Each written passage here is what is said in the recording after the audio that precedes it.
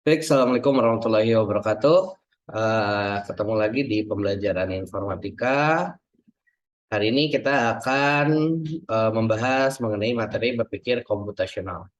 Sebelumnya kita telah membahas mengenai cara berpikir, maaf, sebelumnya kita telah mempelajari materi mengenai infografis dan lain sebagainya. Nah, hari ini kita akan belajar mengenai berpikir komputasional.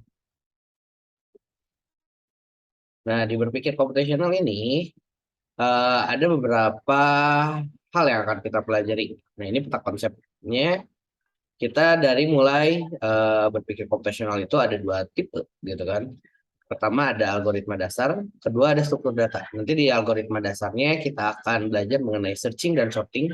Kemudian struktur datanya kita akan belajar mengenai stack and query. Sebelumnya, apa itu berpikir komputer atau berpikir komputasional? Jadi melalui berpikir komputasional, kalian akan berlatih berpikir seperti seorang ilmuwan informatika, bukan berpikir seperti komputer, karena komputer adalah mesin. Nah, jadi secara tidak langsung kita akan berpikir bagaimana sih cara kerja komputer atau sebagai seorang ilmuwan informatika. Jadi bukan sebagai komputernya, tapi kita berpikir bagaimana sih cara kerja yang ada di dalam komputer. Nah, kegiatan utama dalam berpikir komputasional ini ialah penyelesaian masalah atau problem solving untuk menemukan solusi yang efisien, efektif, dan optimal sehingga solusinya bisa dijalankan oleh manusia maupun mesin. Jadi kita berpikir secara algoritma gitu kan untuk suatu pemecahan masalah. Selanjutnya ada 4 fondasi dari berpikir komputasional. Itu pertama abstraksi atau secara tidak langsung atau kebalikan dari konkret. Nah, jadi abstraksi ini kita berpikir secara apa ya? Secara tidak nyata gitu kan. Atau kita bisa cara membayangkan gitu. Atau sesuatu yang tidak baku abstraksi ini. Kemudian ada algoritma. Algoritma di sini berpikir secara logika gitu kan. Jadi logikanya dipakai, algoritmanya dipakai. Kemudian ada komposisi, kemudian ada pengenalan pola persoalan. Nah, selanjutnya kita langsung kepada materi pencarian, searching. Nah, pencarian atau searching. Nah, mungkin kalian udah nggak aneh tentang pencarian dan searching di kehidupan sehari-hari. Atau biasanya ya kalau kalian dapat tugas, kalian melakukan searching. Nah, tapi searching ini adalah mencari atau menemukan sesuatu yang bisa berupa benda, angka, konsep, informasi yang memenuhi kriteria tertentu dalam suatu ruang pencarian. Jadi secara nggak langsung ya searching ini biasanya kalian harus dibatasi. Gitu kan. Kalau mencari itu ya pasti mencari sesuatu eh, yang biasanya ada batasan-batasannya. Misalkan kalian mau mencari pulpen, gitu kan. Otomatis kan kalian yang dicari tidak buku, tapi pulpen. Nah, itu yang dimaksud dengan batasan.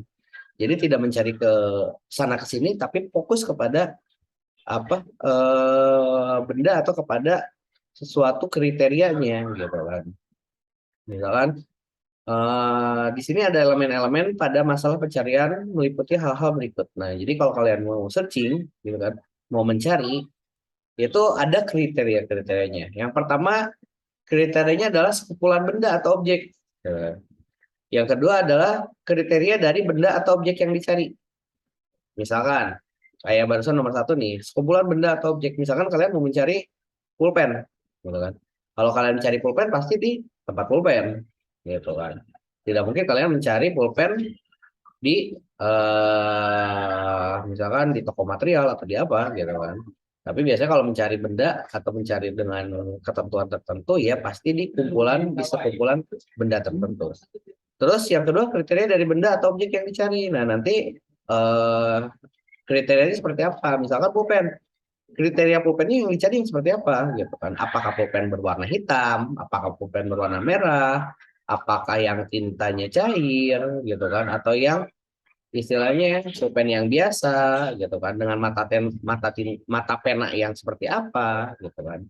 Nah, kalau udah gitu, udah ada kriterianya. Kemudian selanjutnya adalah pengecekan benda atau objek.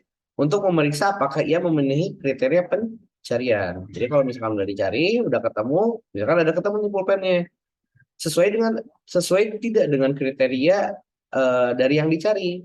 Misalkan apa kalau kalian mencari pulpen warna hitam, dicobain pulpennya, dicek apakah benar keluarnya warna hitam atau warna merah atau warna biru. Nah, ini yang dimaksud dengan pengecekan benda. Selanjutnya kita akan membahas mengenai pengurutan atau sorting. Nah, pengurutan merupakan suatu permasalahan klasik pada komputasi yang dilakukan untuk mengatur agar suatu kelompok, benda, objek, atau entitas diletakkan mengikuti aturan tertentu. Terdapat dua langkah penting dalam melakukan sebuah pengurutan. Pertama ialah melakukan pembandingan, kedua ialah melakukan penempatan bilangan setelah melakukan pembandingan. Nah, biasanya pengurutan ini kalau kalian mau kelompokkan sesuatu, gitu kan. Hal yang pentingnya yang pertama adalah melakukan pembandingan, gitu kan. Misalkan kalian di dalam kelas, kalian mau diurutkan, gitu kan, dari yang eh, tertinggi sehingga sampai dengan yang kurang tinggi, gitu kan, diurutkan. Nah, di sini harus melakukan pembandingan, gitu kan. Jadi kalau misalkan mau diurutkan, nggak mesti bisa dengan cara diukur terlebih dahulu tinggi badannya, atau bisa juga dilihat secara kasat mata, gitu kan. Jadi dibandingkan antara satu objek dengan objek yang lain, dibandingkan, gitu kan. Nah, nanti misalkan kalian dengan teman kalian dibandingkan tinggi mana, gitu kan.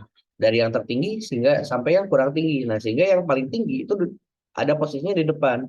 Diurutkan, diurutkan, diurutkan. Nah, udah dibandingkan, kemudian ditempatkan, gitu. Itu adalah pengurutan atau sorting. Jadi udah dibandingkan, bandingkan dulu. Oh, tinggian si A, gitu kan? Berarti di depan, diposisikan penempatan di depan. Oh, tinggian si B diposisinya di depan. Oh, si C kurang tinggi, posisinya ada di belakang, gitu. Nah itu, jadi udah dibandingkan kemudian ditempatkan. Itu untuk sorting. Selanjutnya ada stack and queen. Stack ini adalah tumpukan, gitu kan? Queen adalah antrian. Nah, antrian atau queen biasanya Kak, mungkin istilah-istilah kayak tumpukan dan antrian kalian udah sering mendengar, gitu kan? Seperti kalian kalau misalkan mau ke kasir atau misalkan mau masuk ke suatu ruangan, suka ada istilah mengantri atau melakukan sesuatu suka ada istilah mengantri. Nah, mengantri ini atau queen ini pada metode ini objek-objek disimpan dalam metode penyimpanan yang berupa sebuah antrian. Jadi antri, gitu kan? Sehingga objek yang pertama lebih dulu datang, gitu kan? Juga akan lebih dulu ke luar. Yang pertama datang itu yang pertama dilayani, gitu kan? Atau yang pertama datang itu yang pertama ke luar. Yang pertama masuk, pertama keluar. Kayak misalkan kalau ujian lisan itu kan diantrikan. Nanti pertama masuk, kemudian pertama juga ke luar. Atau istilahnya disebut dengan FIFO, first in, first out. Ya, itu disebut dengan antri. Kayak kalian misalkan antri di loket, gitu kan? Atau antri di kasir. Yang paling depan itu yang pertama dilayani. Gitu. Yang terakhir datang, yang terakhir ngantri, itu juga biasanya terakhir dilayani. Nah, berbeda dengan tumpukan.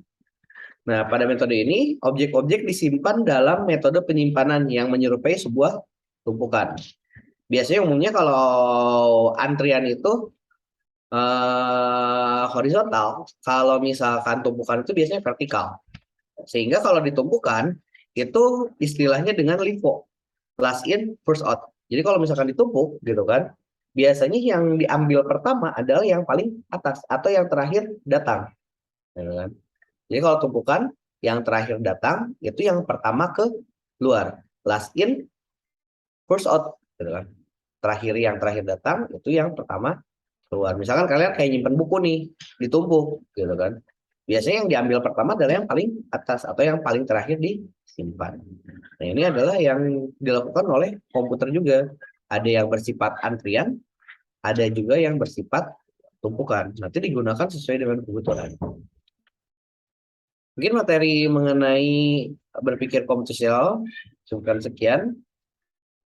secara garis besarnya yang barusan disampaikan, insya Allah nanti akan dijelaskan secara lebih detail. Sekian dari saya. Bila taufiq wal hidayah. Assalamualaikum warahmatullahi wabarakatuh.